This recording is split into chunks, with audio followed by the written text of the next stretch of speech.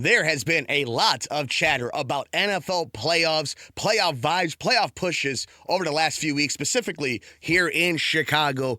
And just about 24 hours ago, it felt like a playoff game in Lambeau Field. Unfortunately, it was an ending Chicago Bears fans hope they don't see come January as the Chicago Bears fall to the Green Bay Packers 28-21, now 9-4 in the season, dropping from the first seed, the number one seed of the NFC, down to the 7th seed, the very final playoff spot, and so much to break down after a compelling, disappointing ending, but a very classic Chicago Bears Green Bay Packers matchup. I'm your host, Mike Mercado, here on Sports from the Couch and the Sports Cubicle. Thank you so much for making us a part of your day right here on YouTube at the Sports Cubicle. We're also on WCPT 820 AM, HeartlandSignal.com, and WSBC 1240 AM, Chicago. And this comes to us from Courtney Cronin over at ESPN. Bears Caleb Williams laments late interception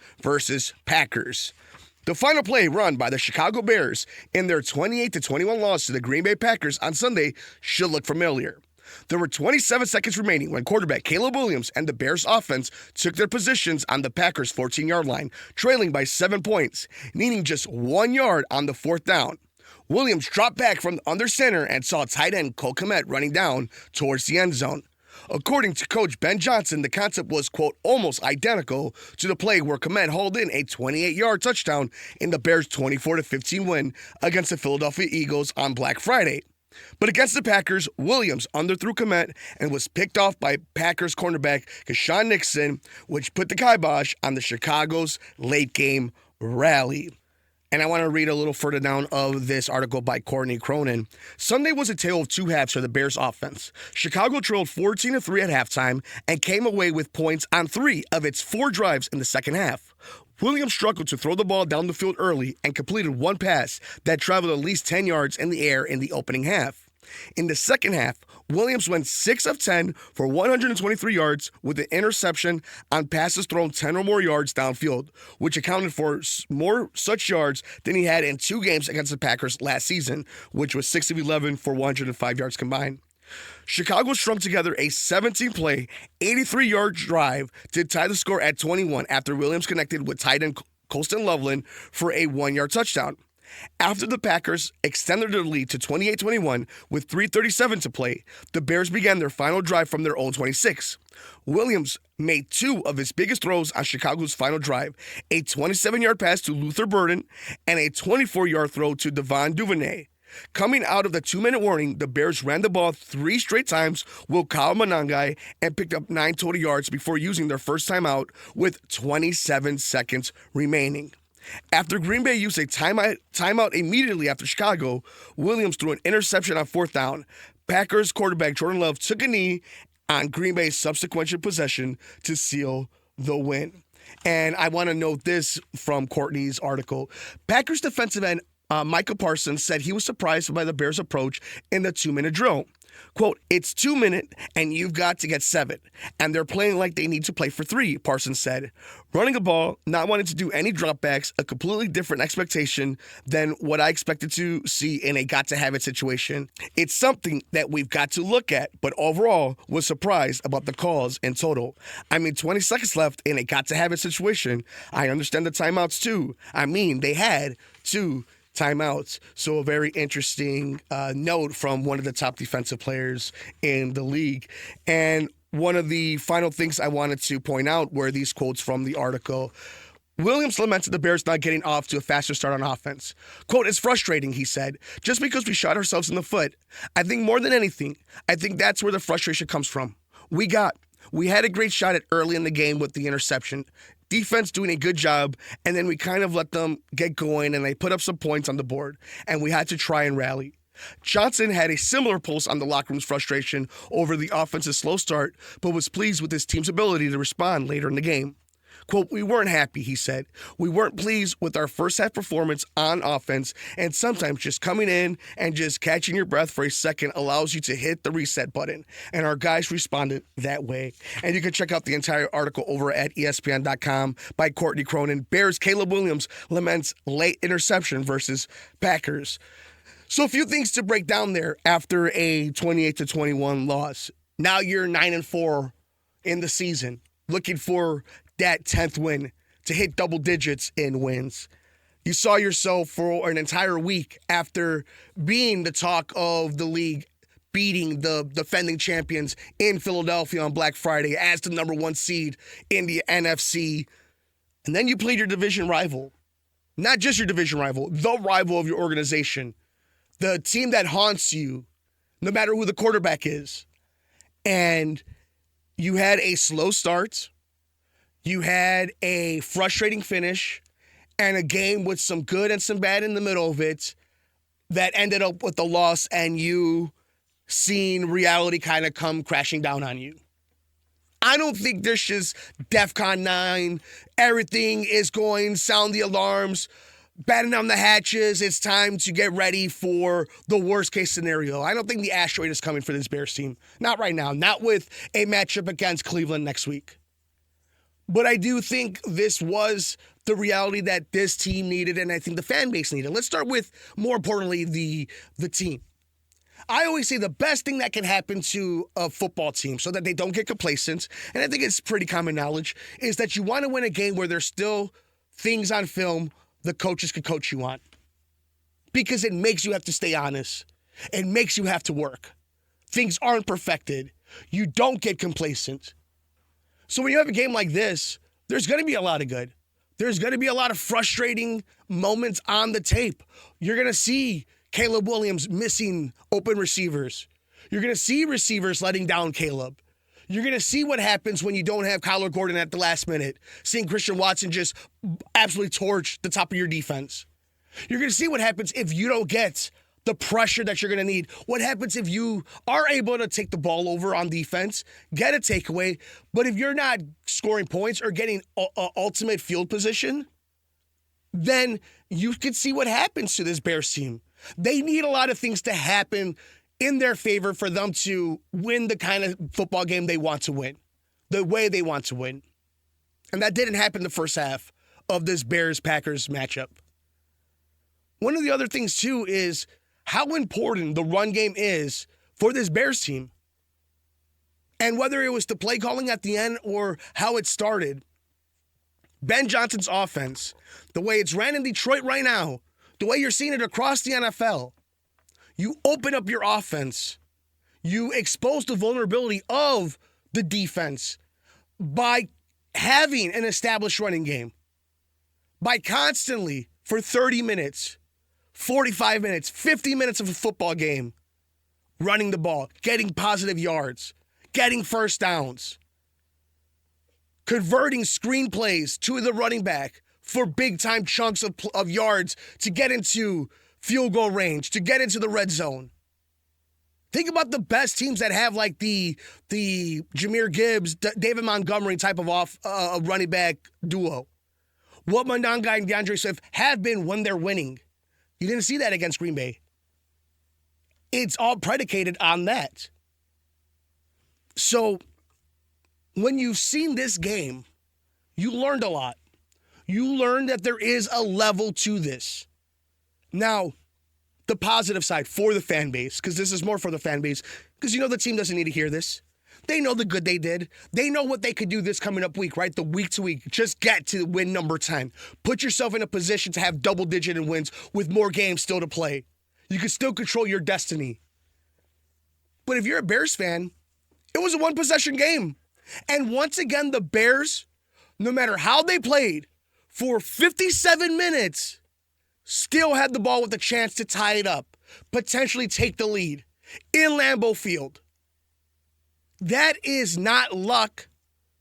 That is consistency. That is who this team is. This team stays in football games. This team does not go away. When they need a big drive, they get one. When they need a first down, they'll get it. And that comes from the mind of Ben Johnson and the skill of this Bears offense. And the intuition and just the way that secondary and that defense finds its way to the ball. That is not just happenstance. That is them creating those moments, putting themselves in that position. So there is positive in a Bears loss because you have allowed yourself equity. You have built enough wins in the bank that a game like this, you can go to Hallis Hall. You can go to the film room. And you can't see all the bad you did, the mistakes you made, and you can see where you could have won that game. But more importantly, where you lost it. That's where you lost the game. These are the moments that added up to a 28-21 loss. From being a 10-3 team to a 9-4 team now. From being the number 1 seed in the NFC to being the 7th seed, barely hanging on in one of the toughest divisions in the entire NFL. You learned a lot from Bears-Packers this past weekend. You learned something about the Packers. You saw Jordan Love play a heck of a game. You saw what happens when Christian Watson is a healthy receiver. You've seen Josh Jacobs make big first downs when needed. This is a good Packers team.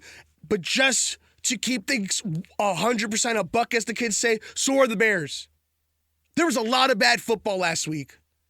There was a lot of bad Week 14 football. Heck, a lot of us who have fantasy football teams or do Survivor, all these other little activities around the game, know how there was some great football, that Cincinnati-Buffalo game, but there was some awful NFL football. That wasn't what Bears-Packers was. That was two teams jockeying for possession after possession after possession, because that win was so important for both organizations for this season. And we're here breaking it down here on the Sports Cubicle and Sports from the Couch. I'm your host, Mike Mercado. The Bears fall to 9-4 after losing to the Green Bay Packers 28-21. You're here on the Sports Cubicle and Sports from the Couch on WCPT 820 AM, HeartlandSignal.com, WSBC 1240 AM, Chicago, and on YouTube at the Sports Cubicle. So what now? What is the future? Obviously, a game against Cleveland. Shedeur put up a lot of points. We know Judkins is a good running back. Myles Garrett is an alien. So they got pieces. They got things that they could throw at the Bears. So you got to put away this Packers game, because you could still get to win number 10. Ben Johnson, in his first year, can still coach a team to 10 wins his inaugural season as a head coach. That can happen right now. Caleb Williams can be the starting quarterback in his second year for the Chicago Bears that gets to 10 wins. Ryan Poles can have under his belt a 10-win season with still games to be played. Divisional games to be played. You can take care of business right now this week. You can respond to everything you did wrong that cost you a win against the Packers and make it right against the Cleveland Browns and get to win number 10. This isn't just a regular game. This isn't just a game. This is a game at the poker table where you can win a whole lot of money, where you can beat the house. That is the NFL schedule. Get to 10 wins. Look, if you missed the playoffs after winning double digits, and mind you, we can see how the last quarter of the season ends, right? But if I were to tell you 10 wins was in the future for the Chicago Bears, you would have taken it. That's where you're at right now. The moment has come. It would have been wonderful to have gotten win number 10 against the Green Bay Packers. Of course it would have. But you could get win number 10 right now. It's not over yet. It's a long way from over. You know, we brought up Bears teams have missed the playoffs at 10 wins. But teams have made the playoffs with just 9. So take care of business. That's what this future holds. Is an opportunity. That is something that you shouldn't sleep on, that you shouldn't be underestimating as a fan base, and they're not going to underestimate it as an organization. And don't think for one second that players for the Cleveland Browns don't have incentives not only to make money, but to impact that game for their future, even if the season is washed for them. You don't think Shedeur wants to put up points against this type of organization?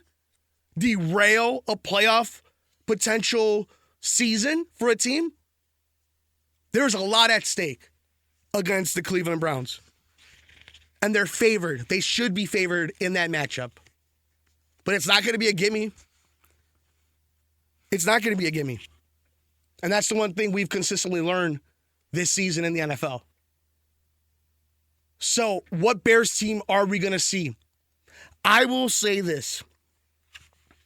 I believe enough in Ben Johnson not to be a gimmick, not to be a flash in the pan. I believe him, and I believe when I hear experts and coaches around the NFL say this, that he is a legit coach. He is a legit, brilliant mind in the NFL.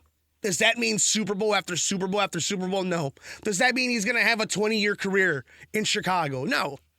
But if you get your Matt LaFleur, your Sean McVay, your favorite coach, whoever that may be, if you believe that that's who this is, then you have to believe that this week at Hallis Hall, that this week, this team is going to respond for Week 15 and have all their P's and Q's, everything in check. That they're going to be 100% locked in, looking for a win against the Cleveland Browns. They're going to know their assignments. They're going to be disciplined. They're going to take the ball away, and they're going to score touchdowns. If you believe the Bears have their head coach, he's going to have them ready for Week 15 to do that. And that's what you have to bank on. That's what I'm banking on. I'm banking on having Roma Dunze back. I'm banking on hopefully having some relief come back to that secondary. But more importantly, I'm banking on that the Bears, this organization, has found the right leader in Ben Johnson and found a quarterback that's organizational proof. And that gets you to 10 wins. That gets you a win. That gets you a bounce back after a disappointing loss against the Green Bay Packers. We want to know your thoughts. The Bears at 9-4 in the season, looking to get to 10 wins and looking to hold on to an NFC playoff spot. Will they do it? Leave a comment down below. We appreciate each and every one of you joining us here on the Sports Cubicle and Sports from the Couch, a Bears post-game conversation. I'm your host, Mike Mercado, here on WCPT 820 AM, Heartland Signal, WSBC 1240 AM Chicago, and on YouTube at the Sports Cubicle.